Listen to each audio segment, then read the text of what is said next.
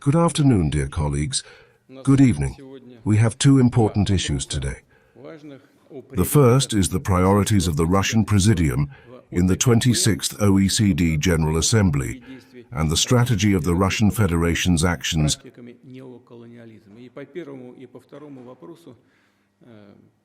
in the fight against neo-colonialist practices.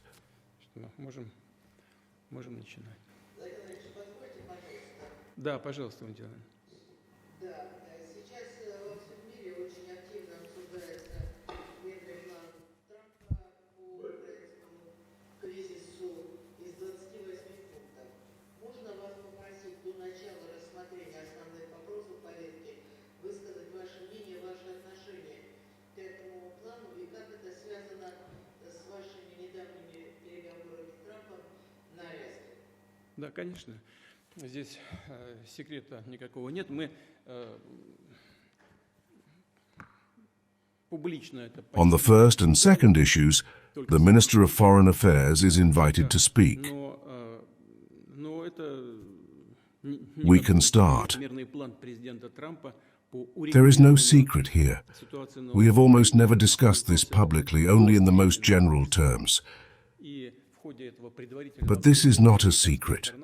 President Trump's peace plan to resolve the situation in Ukraine was discussed before the meeting in Alaska. During this preliminary discussion, the American side asked us to make certain compromises, to show flexibility, as they said. The main purpose of the meeting in Alaska was that during the talks in Anchorage, we confirmed that despite certain difficult issues and difficulties on our part, we agree with these proposals and are ready to show the flexibility offered to us.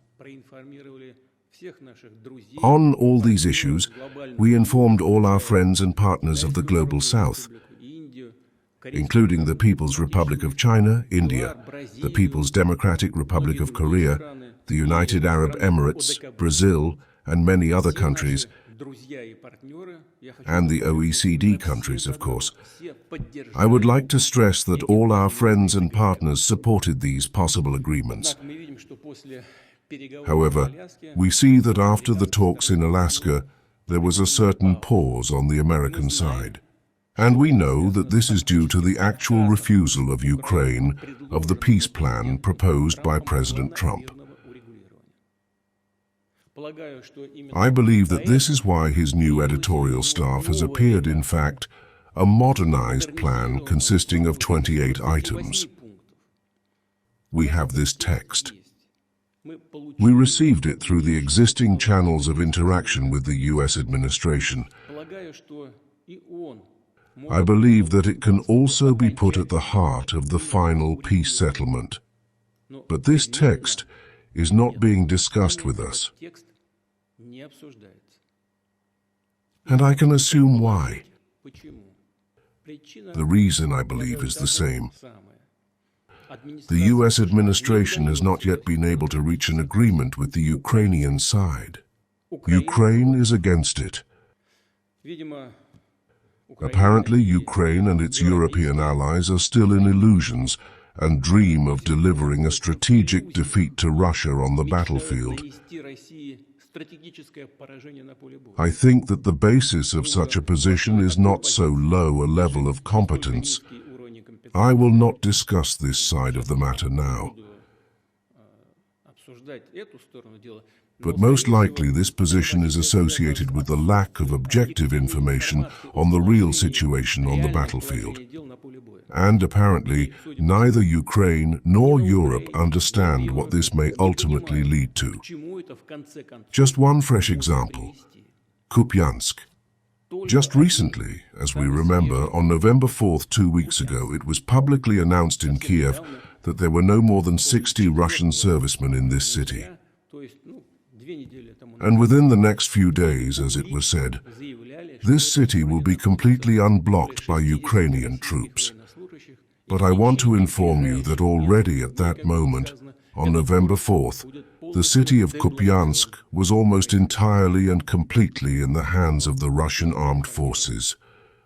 Our guys were only cleaning up individual blocks and streets. The fate of the city was already finally decided at that moment. What does this mean? Either the Kiev leaders do not have objective information on the situation at the front, or they are simply not able to objectively assess it. If they do not want to discuss President Trump's proposal in Kiev and refuse to do so, then they and the European inciters of war must understand that the events that took place in Kupyansk will inevitably repeat themselves in other key areas of the front. Maybe not as quickly as we would like, but inevitably it will happen again. And in general, we are satisfied with this, because it leads to achieving the goals of the Russian armed forces in an armed way, in the course of an armed struggle. И на других ключевых участках фронта. Может быть, не так быстро, как нам бы того хотелось, но неизбежно это будет повторяться. But, as I have said many times before, we are ready for peaceful negotiations, for solving problems in a peaceful way. However, this requires a substantive discussion of all the details of the proposed plan. We are ready for this.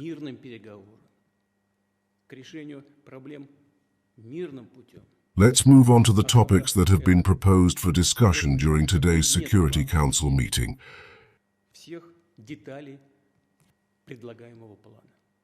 Please, Sergei Viktorovich. Давайте все-таки перейдем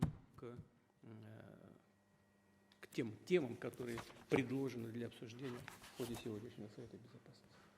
Пожалуйста, Сергей Викторович.